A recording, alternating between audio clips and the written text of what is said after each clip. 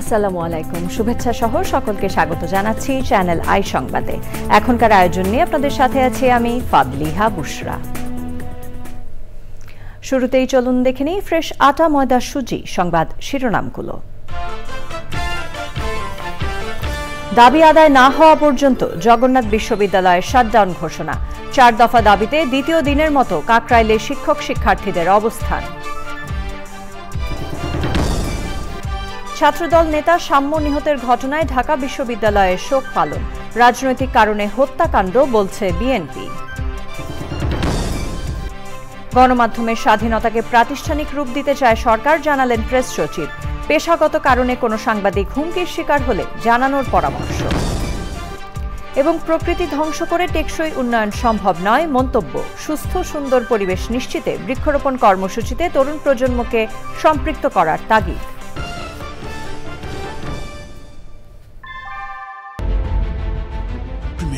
Inbuilt German technology, Bangladesh's first thermix rod, Salam Steel Thermax. সংবাদ শিরোনামগুলো জানাচ্ছিলাম। এখনকার এই সংবাদ আয়োজন একই সঙ্গে চ্যানেল আইয়ের ইউটিউব চ্যানেল এবং চ্যানেল আইয়ের ওটিটি প্ল্যাটফর্ম আই স্ক্রিনে লাইভ স্ট্রিম হচ্ছে। এবার জানাবো বিস্তারিত। শিক্ষক শিক্ষার্থীদের ওপর পুলিশের হামলার বিচার সহ 4 দফা দাবিতে টানা দ্বিতীয় দিনের মতো কাকরাইলে সড়ক অবরোধ করে বিক্ষোভ করছেন জগন্নাথ বিশ্ববিদ্যালয়ের শিক্ষার্থীরা, সাথে রয়েছেন শিক্ষকরাও। পাশাপাশি শিক্ষক সমিতির ডাকে জগন্নাথ বিশ্ববিদ্যালয়ে শাটডাউন কর্মসূচি চলছে।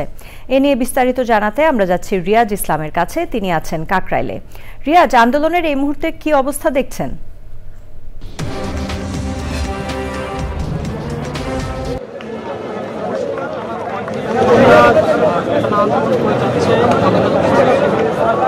চার দফা রয়েছে, সেই 4 দফা দাবিতে কিন্তু এখনো তারা সড়কে রয়েছে। অর্থাৎ তারা কিন্তু যে এই কাকরাইল যে সড়কটি রয়েছে সেখানে কিন্তু তারা অবস্থান করছে। একটা বিষয় জানিয়ে রাখি যে উপদেষ্টা আসিফ মাহমুদ সচিব ভূঁইয়ার বাসায় কিন্তু একটি মিটিং হচ্ছে জগন্নাথ বিশ্ববিদ্যালয়ের উপাচার্যের সাথে। সেই মিটিংয়ে মূলত এইসব বিষয়গুলো নিয়ে তুলে ধরা হচ্ছে এবং সে বিষয়ে একটি সিদ্ধান্ত আসতে পারে বলে আমরা জানতে পেরেছি। আর একটা বিষয় জানিয়ে রাখি, এখানে কিন্তু জগন্নাথ বিশ্ববিদ্যালয়ের সাবেক শিক্ষার্থী সহ অনেকেই কিন্তু অংশগ্রহণ করছে আন্দোলনে। আরেকটা বিষয় জানিয়ে রাখি যে কিছুক্ষণ পর পর কিন্তু রাজনৈতিক বিভিন্ন ছাত্র সংগঠন এবং সংগঠন যারা রয়েছে তারা কিন্তু সংহতি প্রকাশ করতে আসছেন এই কাকরাইল মোড়ে। তো এখন পর্যন্ত যে বিষয়টি হচ্ছে যে একটি সিদ্ধান্ত আসতে পারে, সেই সিদ্ধান্তের জন্য অপেক্ষা করছে। আর নিরাপত্তার কথা যে বিষয়ে বলতে চাই, সেক্ষেত্রে বলতে পারি যে এই উপদেষ্টার বাসভবনে এই পাশে কিন্তু পুরোটা জুড়ে নিরাপত্তা ব্যবস্থা জোরদার করা হয়েছে। তো সব মিলে এখনো কিন্তু আন্দোলন চলছে। বুশরা। জি রিয়াজ, আমরা পরবর্তীতে আবার আপনার সাথে যোগাযোগ করব। ধন্যবাদ। ঢাকা বিশ্ববিদ্যালয়ের শিক্ষার্থী ও ছাত্রদল নেতা শাহরিয়ার আলম সাম্য হত্যার প্রতিবাদ এবং বিচারের দাবিতে উত্তাল ঢাকা বিশ্ববিদ্যালয় ক্যাম্পাস।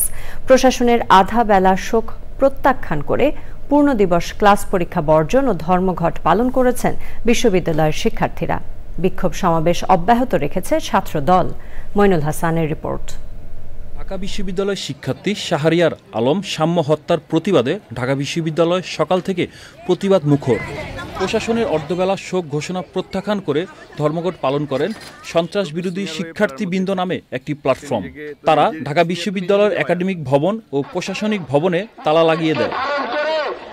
শিক্ষার্থীদের নিরাপত্তা নিয়ে ব্যর্থ অভিযোগ করে উপাচার্য অধ্যাপক নিয়াজ আহমেদ খান এবং প্রক্টর ডক্টর সাইফুদ্দিন আহমেদের পদত্যাগ দাবি করেন শিক্ষার্থীরা। সাম্য হত্যার ঘটনায় বিক্ষোভ করেছে ছাত্রদল। ঢাকা বিশ্ববিদ্যালয়ের উপাচার্যের বাসভবনের সামনে তারা এই বিক্ষোভ কর্মসূচি পালন করেন। নেতাকর্মীরা সাম্য হত্যার ঘটনার জড়িতদের বিচারের দাবি জানান। আজকের মধ্যে দৃশ্যমান পদক্ষেপ গ্রহণ করা না হলে আমরা বর্তমান যে একটি অন্তর্বর্তীকালীন সরকার রয়েছে সেই অন্তর্বর্তীকালীন সরকারের প্রতি আঙ্গুল তুলব এবং স্টেপ নিতে বাধ্য হব। বিগত 9 মাসে তারা দায়িত্ব নেওয়ার পর থেকে এই বিশ্ববিদ্যালয় সংলগ্ন এরিয়াতে যে মাদক সেবীদের আড্ডাখানায় পরিণত হয়েছে এবং আমাদের ভাই ও বোনেরা সাধারণ শিক্ষার্থীরা বেশ কয়েকবার তাদের দ্বারা আক্রান্ত হয়েছে, ছিনতাই ঘটনা ঘটেছে। তার এগেইনস্টে তারা দৃশ্যমান কোনো পদক্ষেপ গ্রহণ করেনি। আজকের এই কর্মসূচি থেকে, এই অবস্থান কর্মসূচি থেকে আমরা আনুষ্ঠানিকভাবে আগামীতে কখনো যেন একজন শিক্ষার্থী আর এই ধরনের অনাকাঙ্ক্ষিত কোনো ঘটনার শিকার না হয় সে বিষয়ে দৃষ্টান্তমূলক পদক্ষেপ গ্রহণ করার জন্য অনুরোধ জানাচ্ছি। শুধু ঢাকা বিশ্ববিদ্যালয় নয়, সাম্য হত্যার প্রতিবাদে বিভিন্ন বিশ্ববিদ্যালয় ক্যাম্পাসে বিক্ষোভ সমাবেশ করেছে শিক্ষার্থীরা। Moinul Hasan, channel I, Dhaka. ঢাকা বিশ্ববিদ্যালয়ের ছাত্র দল নেতা শাহরিয়ার আলম শাম্মর হত্যাকাণ্ড রাজনৈতিক কারণে হয়েছে বলে অভিযোগ করেছে বিএনপি।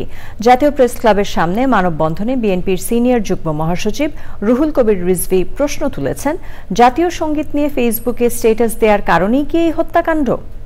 শাম্মর রাজনৈতিক শত্রুদের দ্রুত গ্রেফতারের দাবি জানিয়েছেন রিজভী। রাহুল রায়ের রিপোর্ট। ঢাকা বিশ্ববিদ্যালয়ের ছাত্রদল নেতা শাহরিয়ার আলম শাম্মর হত্যাকাণ্ডের প্রতিবাদে বিভিন্ন কর্মসূচি পালন করছে ছাত্রদল। এই ঘটনায় প্রতিবাদ মুখর বিএনপি নেতারাও। জাতীয় প্রেস ক্লাবের সামনে মানববন্ধনে ক্ষুব্ধ প্রতিক্রিয়া জানান বিএনপির সিনিয়র যুগ্ম মহাসচিব। শাহবাগে জাতীয় সঙ্গীত বন্ধের জন্য একটা আন্দোলন চলছিল, তার বিরুদ্ধে সে একটা পোস্ট দিয়েছে যে আপনার জাতীয় সঙ্গীতের পক্ষে। এইটাই কি কারণ? আমরা দেখেছি ফাঁসিবাদের আমলে পার্শ্ববর্তী দেশের আগ্রাসনের বিরুদ্ধে, পানি আগ্রাসনের বিরুদ্ধে কথা বলতে গিয়ে আবরারকে হত্যা করা হয়। আজকে জাতীয় সঙ্গীত, জাতীয় পতাকা, ৭১ আমাদের স্বাধীনতার পক্ষে কথা বললে পরে তার জীবন চলে যায়। তার রাজনৈতিক শত্রু কারা আমরা একটু আভাস পাচ্ছি। এই রাজনৈতিক শত্রুদের চিহ্নিত করে অবিলম্বে তাদেরকে গ্রেপ্তার করে শাস্তির আওতায় নিয়ে আসবে, তা না হলে এর পরিণতি ভয়াবহ হবে। শিক্ষাঙ্গনে কেন এমন হত্যাকাণ্ড, সেই প্রশ্ন তুলে অন্তর্বর্তী সরকারের সমালোচনা করেন রিজভী। ডানে বামে সব দিকে তাকিয়ে যথাযথভাবে দেশ শাসন করুন, না হলে কেউ রক্ষা পাবেন না।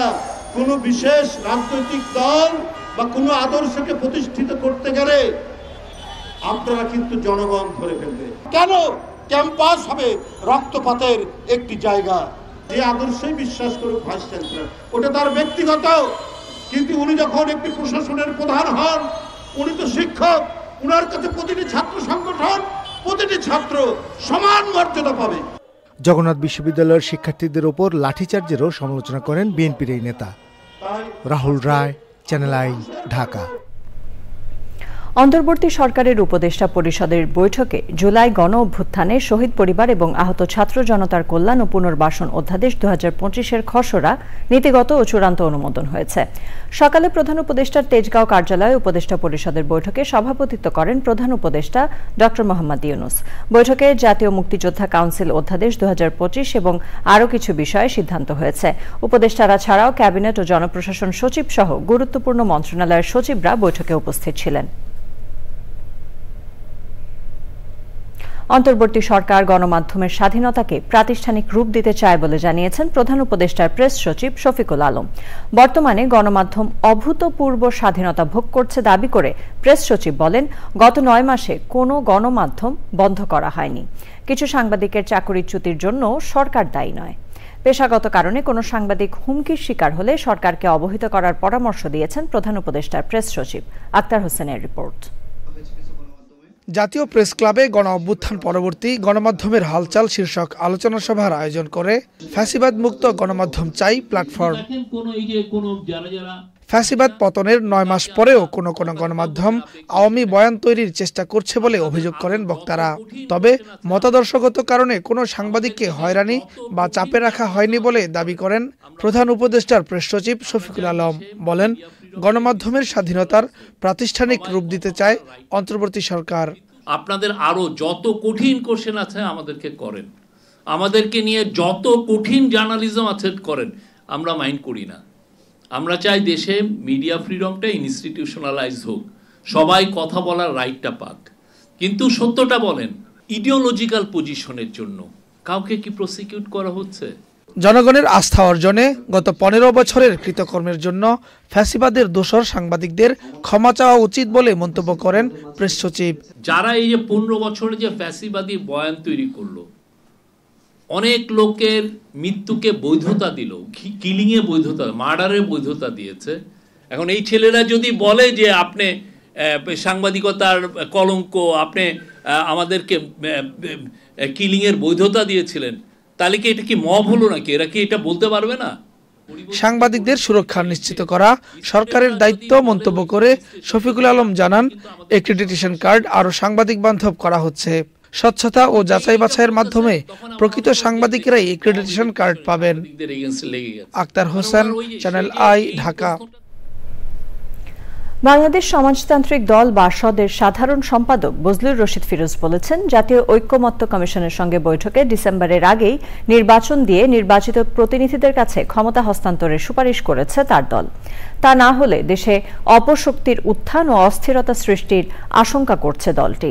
জাতীয় সাংবিধানিক কাউন্সিল এনসিসি গঠনের প্রস্তাবনাকে সুপার গভর্নমেন্ট বা ক্ষমতার উপর ক্ষমতা গণ্য করে এর বিপক্ষে অবস্থান জানিয়েছে বাসদ।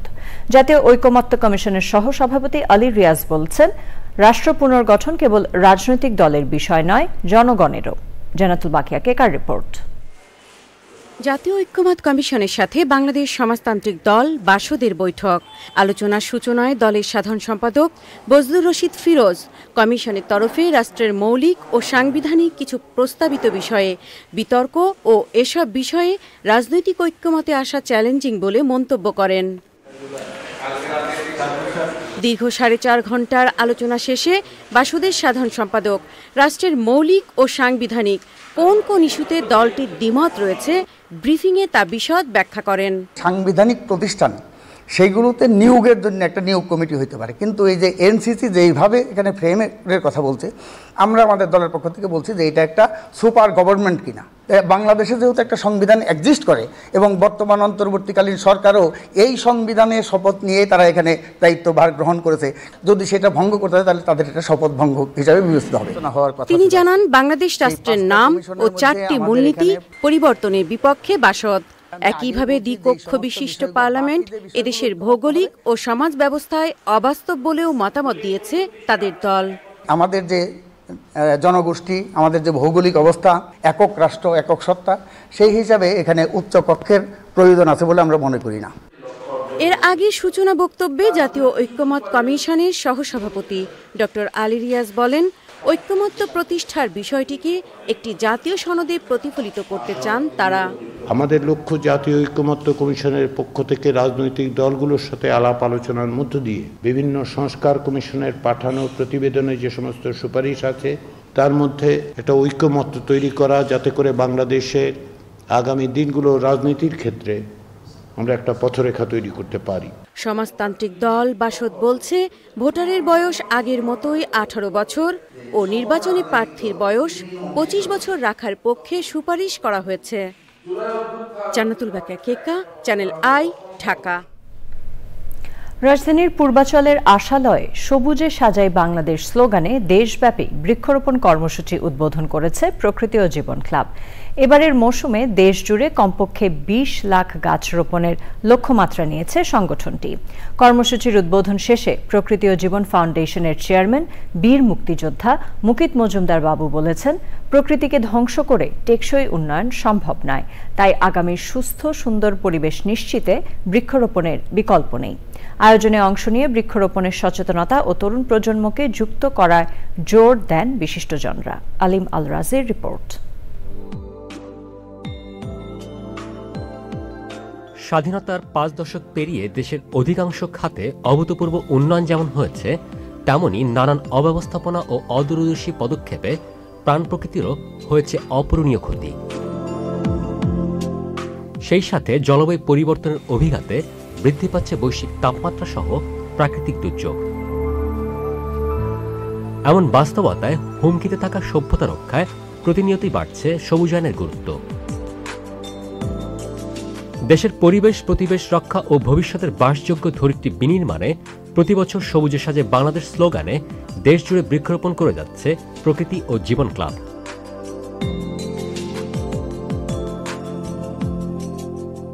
এরই ধারাবাহিকতায় রাজধানীর পূর্বাচলের আশালয়ে র্যালি, শিক্ষার্থীদের চারা বিতরণ ও বৃক্ষরোপণের মধ্য দিয়ে শুরু হয় এবারের কর্মসূচি।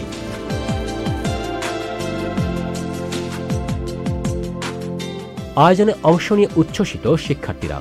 গাছ আমাদের নানাভাবে সাহায্য করে, গাছ থেকে আমরা ফল পাই, ছায়া পাই, জ্বালানি পাই। গাছ লাগালে আমরা এই গ্লোবাল ওয়ার্মিং বা গ্রিন হাউস এফেক্ট থেকে আমরা বাঁচতে পারবো। গাছ আমাদের ছায়া দেয়, গাছ লাগালে আমাদের পরিবেশ সুন্দর থাকে। গাছ আমাদের অক্সিজেন দেয়, গাছ আমাদের ফল ফুল দেয়, গাছ আমাদের ফুল দেয়। তাই আমাদের সকলকে গাছকে ভালোবাসতে হবে। এমন কার্যক্রম সবার মধ্যে দায়িত্ববোধ, পরিবেশ প্রেম ও সামাজিক সচেতনতা বৃদ্ধিতে সহায়ক ভূমিকা রাখবে বলছেন বিশিষ্টজনরা। বৃক্ষ না থাকলে প্রকৃতি থাকবে না, তো এই জন্য বেশি বেশি করে অবশ্যই এই বর্ষার মৌসুমে গাছ লাগানো উচিত, এবং শুধু গাছ লাগানো উচিত না, গাছগুলোকে যত্ন করে বড় করা উচিত।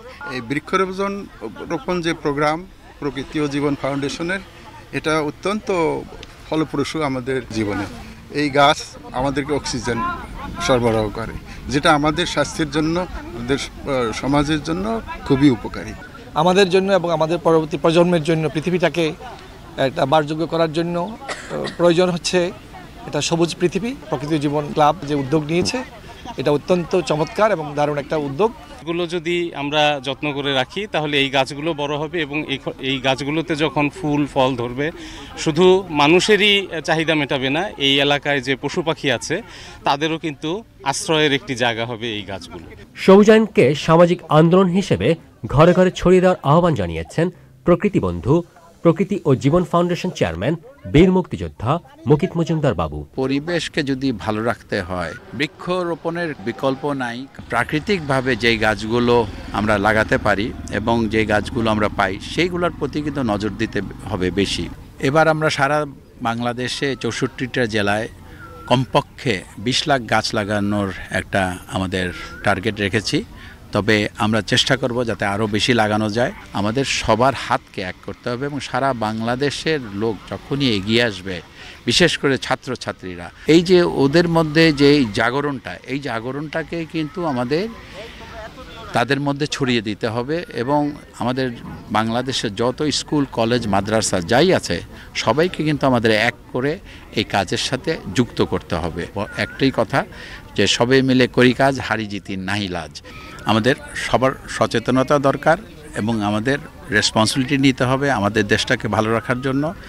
কারণ এই দেশটি আমাদের, এই দেশটাকে ভালো রাখতে হলে আমাদের কিন্তু এগিয়ে আসতে হবে। সভ্যতা রক্ষায় শুধু বৃক্ষরোপণই নয়, পাশাপাশি পরিবেশ বান্ধব প্রযুক্তি ও সমন্বিত উদ্যোগে গুরুত্বারোপ করেন প্রকৃতি ও জীবন ফাউন্ডেশন চেয়ারম্যান। আলিমুল রাজি, চ্যানেল আই, ঢাকা। দুর্নীতিবাজদের কঠোর শাস্তি নিশ্চিত করা, সরকার পদ্ধতি ও রাজনৈতিক দলের সংস্কার সহ স্বৈরাচারমুক্ত মানবিক রাষ্ট্র গঠনে 11 দফা সুপারিশ দিয়েছে দুর্নীতি বিরোধী জাতীয় সমন্বয় কমিটি। স্বৈরাচারমুক্ত নৈতিক মানবিক রাষ্ট্র গঠনে, শিক্ষা ব্যবস্থার টেকসই উন্নয়নে, জাতীয় শিক্ষা সংস্কার কমিশন গঠন ও বৈষম্য বিরোধী ছাত্র জনতার জুলাই গণ অভ্যুত্থানের ইতিহাস পাঠ্যপুস্তকে অন্তর্ভুক্ত করার দাবিতে দুর্নীতি বিরোধী জাতীয় ছাত্র ফ্রন্টের ছাত্র সমাবেশে এই সুপারিশগুলো তুলে ধরেন দুর্নীতি বিরোধী জাতীয় সমন্বয় কমিটির সাধারণ সম্পাদক ও মুখপাত্র সারওয়ার ওয়াদুদ চৌধুরী। সমাবেশে দুর্নীতি বিরোধী জাতীয় সমন্বয় কমিটির ভারপ্রাপ্ত সভাপতি অধ্যাপক আবুল কাশেম ফজলুল হক বক্তব্য রাখেন। গত 53 বছরের মধ্যে রাষ্ট্রীয় স্বাধীনতা অনেকখানি হারিয়ে ফেলেছি। যদি জনগণের কল্যাণে কাজ করতে হয়, সর্বজনীন কল্যাণে, তাহলে অবশ্যই রাজনৈতিক দল, সরকার, এগুলো সম্পর্কে আমাদের নতুন করে চিন্তা করতে হবে। এই মানবতা বিবর্জিত কাজ যতদিন পর্যন্ত অব্যাহত রাখবেন, ততদিন পর্যন্ত এই বাংলাদেশ সোনার দেশ হবে না। বাংলাদেশের সকল শ্রেণী পেশার লোককে বাদ দিয়া আপনি কখনই এই দেশে আপনি শান্তি শৃঙ্খলা ফিরিয়ে আনতে পারবেন না।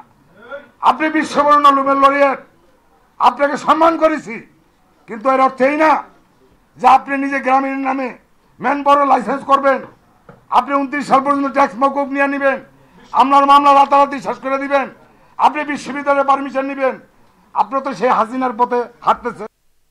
1 জুলাই থেকে কমতে পারে ইন্টারনেটের দাম, তবে নানা সুযোগ সুবিধা দিয়েও ইন্টারনেটের দাম না কমালে মোবাইল অপারেটরদের দেয়া সুবিধাগুলো পুনর্বিবেচনার হুঁশিয়ারি দিয়েছেন প্রধান উপদেষ্টার বিশেষ সহকারী ফয়েজ আহমেদ তৈয়ব। জানিয়েছেন, বুধবার সারা দেশে প্রায় 1.25 ঘণ্টা গ্রামীণ ফোনের নেটওয়ার্ক ব্ল্যাকআউট থাকার বিষয়ে ব্যাখ্যা চেয়েছে বিটিআরসি। তিনি বলেন, রাজনৈতিক বিবেচনায় আর কোনো লাইসেন্স দেয়া হবে না। পান্থ রহমানের রিপোর্ট। বিশ্ব টেলিযোগাযোগ ও তথ্য সংঘ দিবস উপলক্ষে সংবাদ সম্মেলনে টেলিকম খাতের লাইসেন্স নীতিমালায় পরিবর্তন, দুর্নীতি বন্ধ, নারী পুরুষ এবং গ্রাম শহরে ডিজিটাল বৈষম্য কমানোর প্রতিশ্রুতি দেন কর্তারা।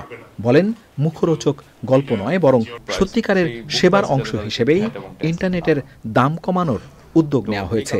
যেহেতু আমরা গেটওয়ে পর্যায় থেকে দাম কমিয়েছি, আইআইজি এবং ট্রান্সমিশন পর্যায় থেকে দাম কমিয়েছি, we deserve internet price to decrease at user level. আর যদি তারা আমাদেরকে এখানে কোঅপারেট না করেন, তাহলে তাদের সাথে আমাদের যে দ্বিপাক্ষিক যে নেগোসিয়েশনগুলো আছে, সেই নেগোসিয়েশনগুলো আমরা আলোচনার টেবিলে আনবো। সেখানে আনসেটেলড কিছু ডিউ আছে, সেই আলোচনার টেবিলে চলে আসবে এবং স্ট্রংলি পারফরমেন্স কেপিআই যেগুলো আছে সেগুলো আলোচনার টেবিলে চলে আসবে। আমরা যৌক্তিক প্রশ্নে যে কোনো ছাড় দিতে প্রস্তুত রয়েছি এবং অযৌক্তিক প্রশ্নে যে কোনো ব্যাপারে আমরা চ্যালেঞ্জ দিতেও প্রস্তুত আছি। উপদেষ্টা জানান, ক্ষতিগ্রস্ত টেলিকম প্রতিষ্ঠানগুলোকে লাভজনক করার চেষ্টা করছে সরকার। প্রকল্পগুলোর দুর্নীতি বের করে এনেছি এবং সেভাবে যে কম্পোনেন্টগুলো দরকার পড়ে সেই কম্পোনেন্টগুলো বন্ধ করেছি এবং এভাবে আমরা প্রায় 2000 কোটি টাকার বেশি মূল্যমানের প্রজেক্ট বন্ধ করে দিয়েছি। পলিটিক্যাল দুর্বৃত্তায়নের মাধ্যমে লাইসেন্স দেওয়া হয়েছে এবং আমাদের উপরে রাজনৈতিক চাপ আছে এবং সামাজিক চাপ, দুই ধরনের চাপ আছে। আসলে ব্যবসায়ীদের কাছ থেকেও চাপ আছে। আর এখানে আমাদের সময়ে আমরা এই নিশ্চয়তা দিতে পারি, রাজনৈতিক বিবেচনায় লাইসেন্স দেওয়া হবে না। স্টারলিংক 2টা এলসি ওপেন করেছে। এই এলসিগুলো সেটেল হলে আমাদের বাংলাদেশ সাবমেরিন কেবলের যে টোটাল ব্যবহার, এটা 4 টেরাবাইটের বেশি হয়ে যাবে। তৈয়ব জানান, প্রথম স্যাটেলাইট অর্থনৈতিকভাবে সফল হলেই কেবল দ্বিতীয় স্যাটেলাইট উৎক্ষেপণ করা হবে। টেলিটক বাংলাদেশের জন্য আমরা একটা রহমান, চ্যানেল আই, ঢাকা। সেখানে আমরা কিভাবে রাজধানী উন্নয়ন কর্তৃপক্ষ রাজুকের আওতাধীন এলাকায় ভবন দুর্ঘটনার হ্রাসের লক্ষ্যে আন্তঃসংস্থার প্রতিনিধিদের সমন্বয়ে পুরান ঢাকার তাঁতিবাজার এলাকা পরিদর্শন করেছেন রাজুক চেয়ারম্যান ইঞ্জিনিয়ার মোহাম্মদ রিয়াজুল ইসলাম।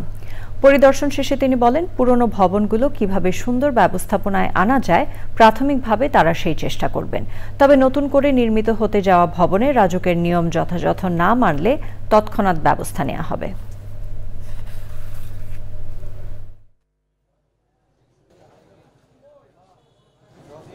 এখানে তো কোনো বাড়ির কেউ প্ল্যান দেখাইতে পারতেছে না বা দেখাচ্ছে না। রাজুকের মূল কাজ হলো আসলে প্ল্যান দেখা এবং প্ল্যান মোতাবেক বাড়িটা হয়েছে কিনা এইটা ইনশিওর করা। তো আমরা আজকে বলে যাচ্ছি, এখানে নোটিশ দেব যে মালিকরা বা এই এলাকায় যারা আছেন তারা যেন একটু আমাদের অফিসে শনিবারে যোগাযোগ করেন, তাদের প্ল্যান নিয়ে। না থাকলেও আসেন, থাকলেও আসেন। নিটোল টাটা, আন্তর্জাতিক সংবাদ।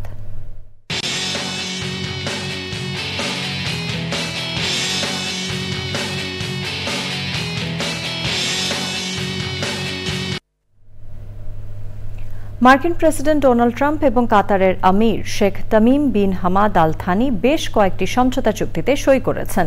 সৌদি সফর শেষে কাতারে বর্ণাঢ্য সংবর্ধনায় বিলাসবহুল লুসাইল প্রাসাদে দেশটির আমির Sheikh Tamim bin Hamad Al থানির সঙ্গে বৈঠক করেন ডোনাল্ড ট্রাম্প।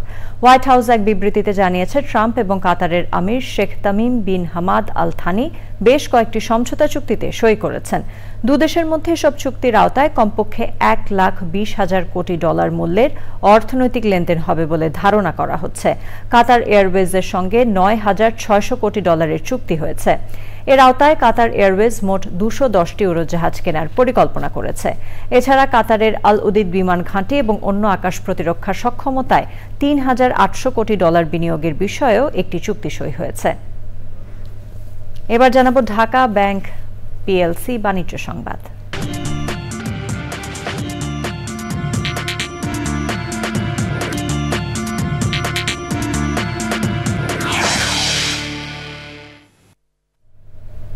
আবাসিক ও বাণিজ্যিক শীতাতপ নিয়ন্ত্রণ প্রযুক্তিতে উদ্ভাবনী পণ্যের প্রদর্শনের মাধ্যমে safe international exhibition on HVAC R and cold chain 2025-এ সফলভাবে অংশগ্রহণ করেছে হায়ার বাংলাদেশ।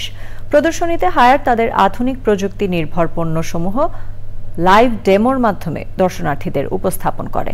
বৃহস্পতিবার প্রদর্শনীর উদ্বোধন অনুষ্ঠানে অংশ নেন Haier Bangladesh head of sales Ashraful Alam, head of sell out Malay Saha, Haier চায়নার এসি প্রোডাক্টের হেড ইয়াং আই গুও এবং অন্যরা।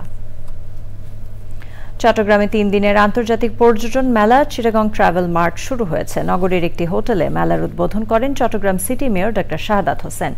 ইউএস বাংলা এয়ারলাইন্স ও অনলাইন ট্রাভেল এজেন্সি বাই টিকেটসের সহযোগিতায় 15তম মেলার আয়োজন করে ভ্রমণ ও পর্যটন বিষয়ক প্রকাশনা বাংলাদেশ মনিটর। বাংলাদেশ মনিটরের সম্পাদক কাজী ওয়াহিদুল আলমের সভাপতিত্বে অনুষ্ঠানে বক্তব্য রাখেন দৈনিক আজাদীর সম্পাদক M A Malek, US Bangla এয়ারলাইন্সের মহাব্যবস্থাপক মোহাম্মদ কামরুল ইসলাম ও অন্যরা।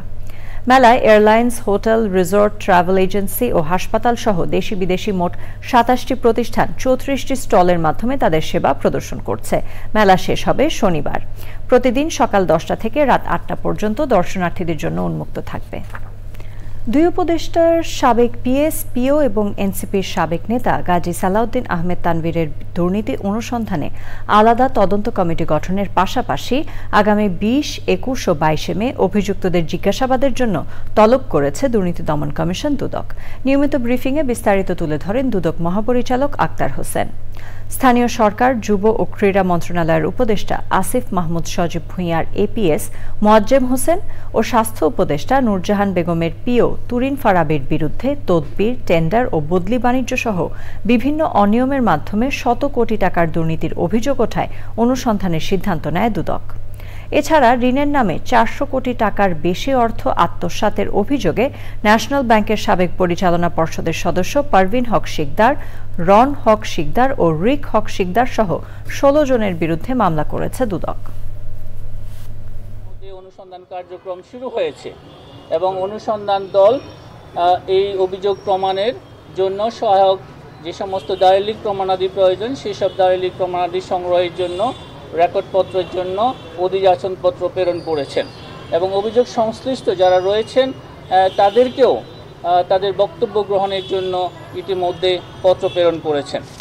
এটা 3 জনকে 20, 21, 22 তিনটে আলাদা আলাদাভাবে ডাকা হয়েছে।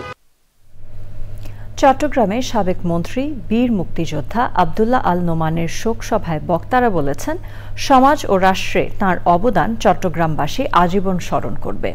বাকলিয়া শহীদ NMMJ ডিগ্রি কলেজের প্রতিষ্ঠাতা হিসেবে উক্ত কলেজে এই শোক সভার আয়োজন করা হয়। সভায় প্রধান অতিথি ছিলেন চট্টগ্রাম সিটি কর্পোরেশনের মেয়র ডক্টর শাহাদাত হোসেন। জাতীয়তাবাদী পাট শ্রমিক দলের কেন্দ্রীয় সভাপতি ও ইস্ট ডেল্টা ইউনিভার্সিটির প্রতিষ্ঠাতা সাইদ আল নোমানের সভাপতিত্বে সভায় আরও বক্তব্য রাখেন চট্টগ্রাম মহানগর বিএনপির সভাপতি এরশাদুল্লাহ, বিএনপির কেন্দ্রীয় নির্বাহী কমিটির সদস্য শামসুল আলম এবং অন্যরা।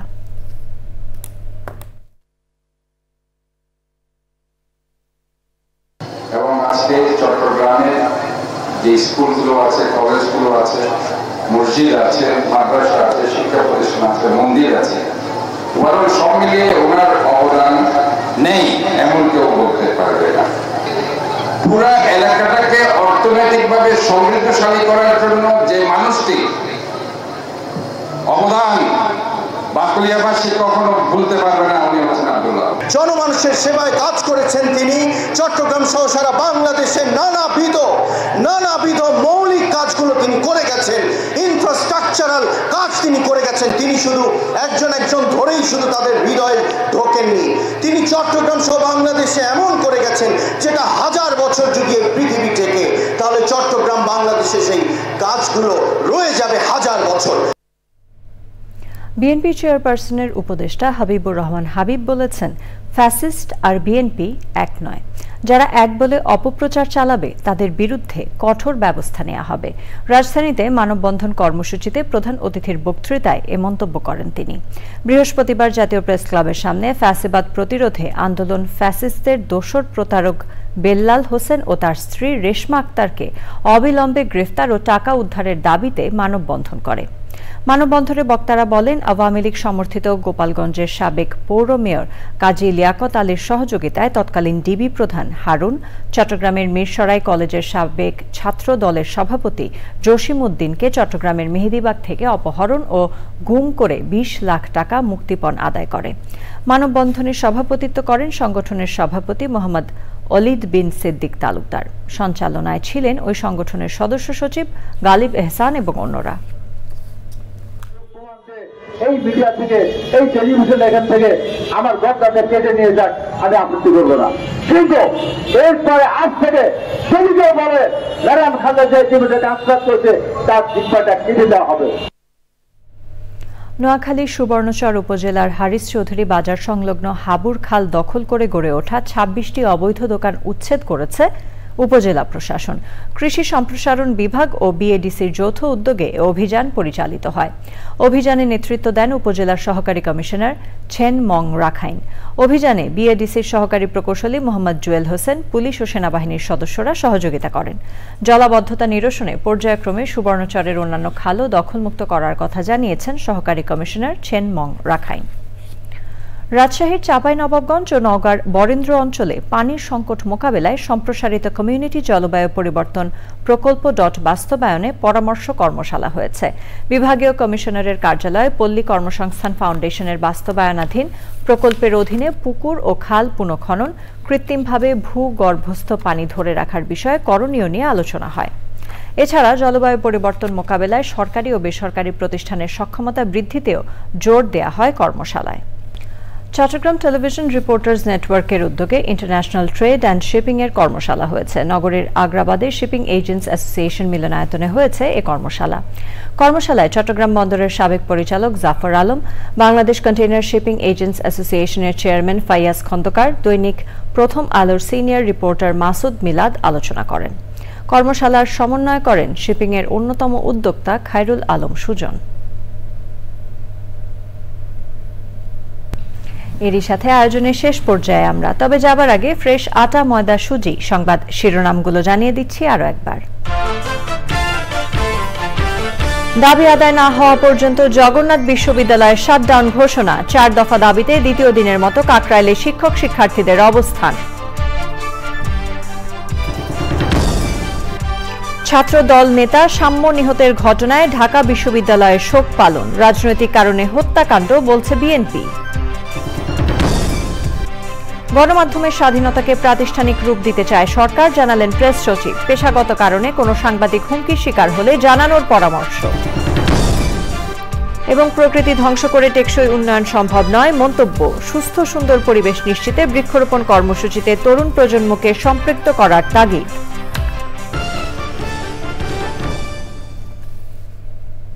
চ্যানেল আই এর সর্বশেষ সংবাদ জানতে ভিজিট করুন channelionline.com এ। যুক্ত থাকুন আমাদের সোশ্যাল মিডিয়া প্ল্যাটফর্মগুলোর সাথে। চ্যানেল আই সংবাদের এখনকার আয়োজন এ পর্যন্তই। এতক্ষণ আমাদের সাথে থাকার জন্য ধন্যবাদ সবাইকে।